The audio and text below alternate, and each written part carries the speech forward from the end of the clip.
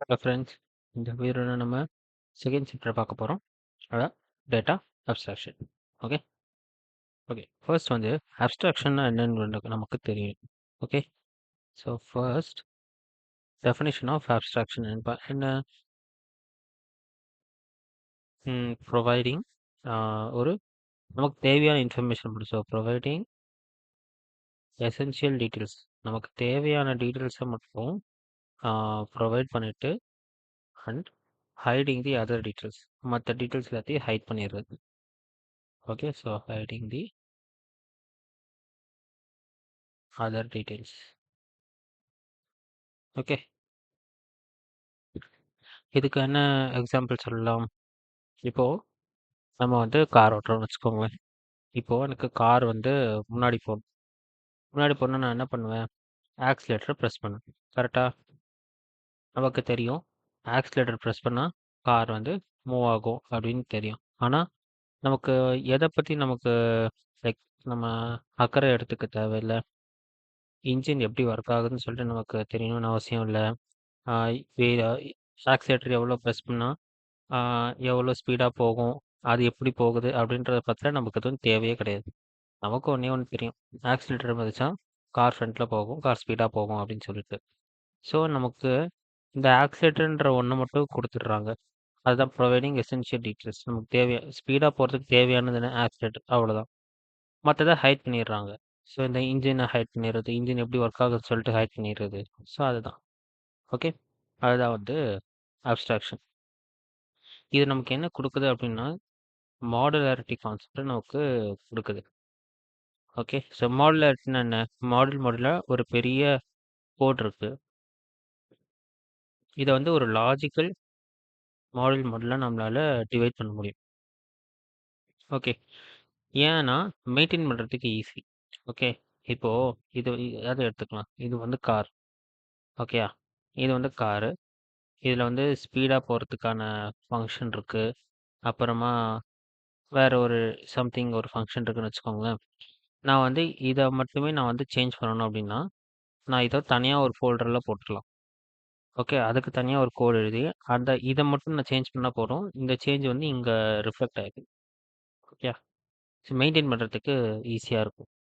அதுதான் வந்து like மாடுலாரிட்டியோட advantage. Okay, so இவ்வளோ நேரம் பேசணும். இதுக்கு தான் வந்து நம்ம கிளாஸ் அப்படின்னு சொல்லிட்டு நேம் கொடுப்போம்.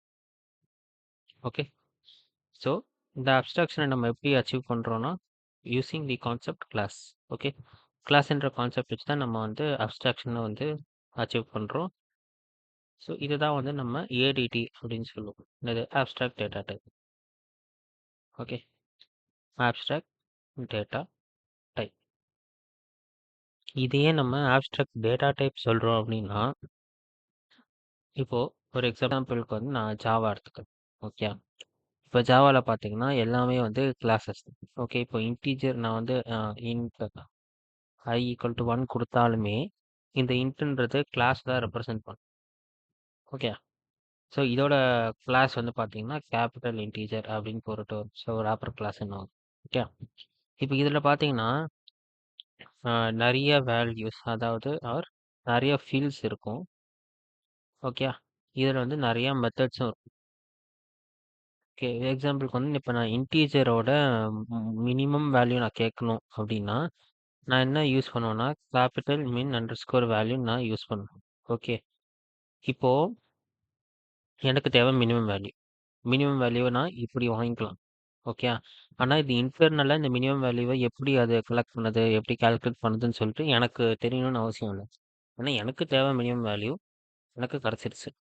ஓகே, அதோட இம்ப்ளிமெண்டேஷன் எனக்கு தேவையில்லை. அது எங்கிட்டேருந்து மரசாச்சு, ஏன்னா எனக்கு தேவையில்லை. ஓகே, ஸோ இதை வந்து நம்ம டேட்டா டைப்பில் சொல்லுவோம். இன்டீஜர்ன்றது ஒரு டேட்டாவோட டைப்னு சொல்கிறோம். ஸோ அதனால தான் இதை வந்து அப்ஸ்ட்ராக்ட் டேட்டா டைப்னு நம்ம சொல்லலாம் கிளாஸஸ்.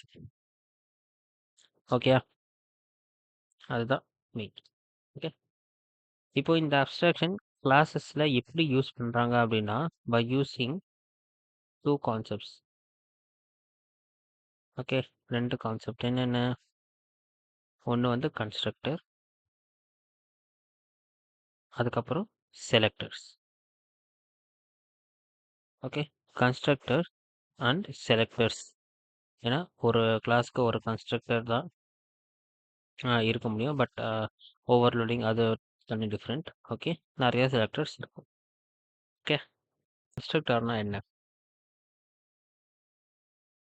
ஓகே. கன்ஸ்ட்ரக்டர்னா ஒன்றும் இல்லை, அது வந்து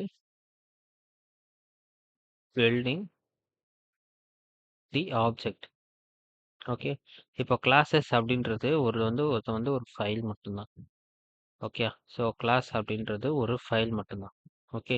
பட் இந்த ஃபைலை வந்து நான் எக்ஸிக்யூட் பண்ணணும் அப்படின்னா அதை வந்து நான் ஆப்ஜெக்ட் வச்சு தான் நான் வந்து எக்ஸிக்யூட் பண்ண முடியும். ஓகே. ஆப்ஜெக்ட்ன்றதுல executable form of class. Okay. So இந்த ஆப்ஜெக்டையே நான் பில்ட் பண்ணணும்ல, அதுதான் வந்து இந்த கன்ஸ்ட்ரக்டர் வேலையை பண்ணும். கன்ஸ்ட்ரக்டர் இந்த வேலையை பண்ணும். Okay. So building the object, அதாவது பில்டிங் தி ஏடிடி, அதாவது கிளாஸ் ஏடிடி எல்லாம் ஒன்று தான். ஓகே. அப்போ செலக்டர் என்ன பண்ணும்? ஒன்றும் பண்ணாது, ரெட்ரீவ் இன்ஃபர்மேஷன், அவ்வளோதான். ஓகே. நம்ம கேட்குற இன்ஃபர்மேஷனை வந்து ரெட்ரீவ் பண்ணும்.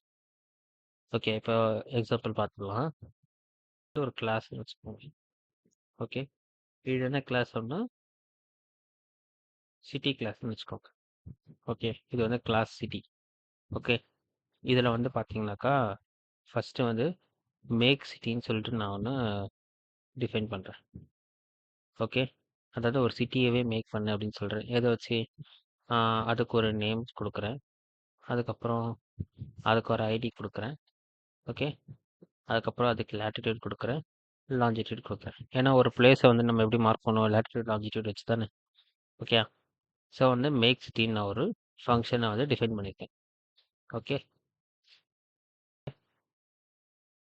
ஸோ இது 4 ஃபங்க்ஷன் அதில் இருக்குது. இது ஒரு ஃபங்க்ஷன் இருக்குது. ஓகே. இப்போது நம்ம சிட்டியவே மேக் பண்ணுறோம்ல, ஸோ பில்டிங் தி ஆப்ஜெக்ட், அதுதான் சிட்டி. ஸோ அப்போ நான் இதுதான் கன்ஸ்ட்ரக்டர். இப்போ இது எல்லாமே வந்து செலக்டர்ஸ்.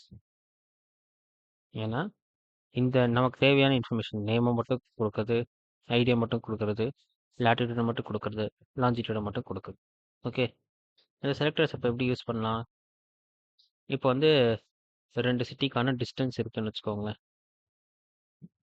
எனக்கு டிஸ்டன்ஸ் கண்டுபிடிக்கணும். ஸோ டிஸ்டன்ஸ் ஃபார்முலா என்னவா இருக்கும்? Root of x1 minus x2 the whole square plus y1 minus y2 the whole square. Okay. இதுதான டிஸ்டன்ஸ் ஃபார்முலா. ஓகே. இப்போ 2 சிட்டி இருக்குது. இது வந்து லேட்டிடியூட், இது லாஞ்சிடியூட்னு வச்சுக்கலாம். ஓகே. ஸோ அப்போ ஃபார்முலா எப்படி மாறும்? So get latitude of city 1 minus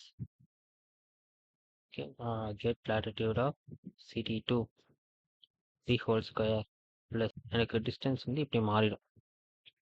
okay. புரிஞ்சுதா? இப்படி தான் வந்து செலக்டர்ஸ் ஃபங்க்ஷன் யூஸ் பண்ணுவோம். இன்னொரு ரீசன் ஏன் நமக்கு செலக்டர்ஸ் ஃபங்க்ஷன்ஸ் தேவை? ஏன் நம்ம கொடுத்த வேல்யூ தானே, அப்படியே அதை யூஸ் பண்ணிக்கலாம்ல. ஏன் தேவை அப்படின்னா, இப்போது ஒரு சில இன்ஃபர்மேஷன் இருக்குது. ஒரு சில இன்ஃபர்மேஷனை வந்து ஒரு சில பேர் மட்டும்தான் அக்சஸ் பண்ணணும். எல்லாராலையும் அக்சஸ் பண்ண முடியாது, எல்லாரும் அக்சஸ் பண்ணக்கூடாது. செக்யூரிட்டி ரீசனுக்காகவும் இந்த செலக்டர்ஸ் யூஸ் பண்ணுவோம். ஓகே. ஸோ இதோட ஓகே. ஸோ இதுதான் கன்ஸ்ட்ரக்டர், இதுதான் வந்து செலக்டர். ஓகே. மற்ற டாபிக்ஸ்னால் மற்ற வீடியோவில் பார்க்கலாம். ஓகே. தேங்க்யூ ஃபார் வாட்சிங்.